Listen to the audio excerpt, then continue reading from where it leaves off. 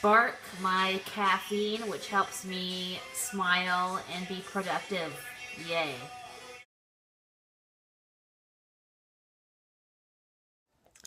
I just had caffeine, sometimes part of my human experience, because caffeine could cause me heartburn.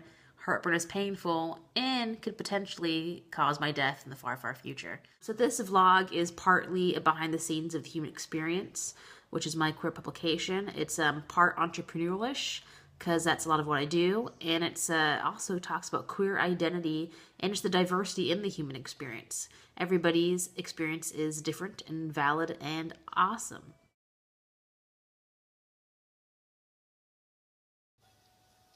Welcome to my computer. This is a huge part of my human experience because 99.99% of the work I do is from my computer. My little lovely MacBook since 2010.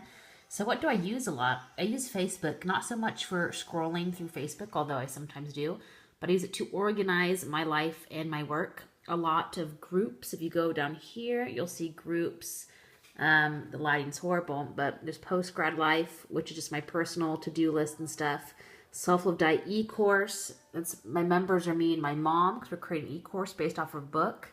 One thing we use a lot is files. You could create and edit files together in Facebook. So, you know, the outline of the e-course, outline of the different chapters and parts of her book that we are creating into an e-course. I use it to communicate with my publication, The Human Experience. Also, files are lovely, but we also just have conversations and, you know, do little notes and stuff. Yeah, so Facebook's awesome. Also, Google Drive is awesome for group editing. That's really great if you want to be more organized in Facebook. But because mostly the whole entire world, that's an over-exaggeration, but because everybody does use Facebook, it's great for quick communication and to stay on top of things and be organized. So the internet, Facebook, Gmail, a large part of my human experience. So back to asking for what you want. So I'm going to the Dinah Shore this year for the very first time. I'm very excited. I'll be going by myself representing the human experience. And a cool thing about this is because I was working on the human experience and putting out on the social media and the internet all the time, a connection I made, the promoter of Dinah Mona, she asked me if the human experience wanted to partner with the Dinah Shore. And I was like, yes, that'd be awesome. So part of that partnership is VIP tickets for myself to cover the Dinah Shore.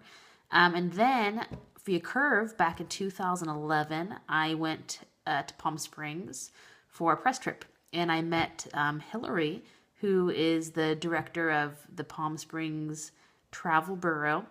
And so I rekindled that connection and just sent an email and said, hey, I'm going to Palm Springs and we could make, you know, a press trip out of it, make a trade out of it. And so now I have free flight, partial lodging, and VIP pass to the Dinah Shore. And the theme of asking for what you want, if I never would have sent up a follow-up email, I wouldn't have free flight or partial lodging to the Dinah Shore. If I didn't just decide to go ahead and put up my thoughts about this queer publication I wanted to create, it likely wouldn't have happened. So take action. Say what you want to your friends. Say it out loud to yourself. Write it down somewhere. Post it on Facebook. Yeah, just ask for what you want. If there's something you want, ask for it. And likely it will happen. Sometimes there'll be no's, but likely things will start going awesome for you. So at the Dinah Shore, I'll be there, and we'll be getting some interviews with people, and I'll be interviewing just lots of people there about their human experience and the diversity and queer identity. So I'm stoked about that, and yes, stoked.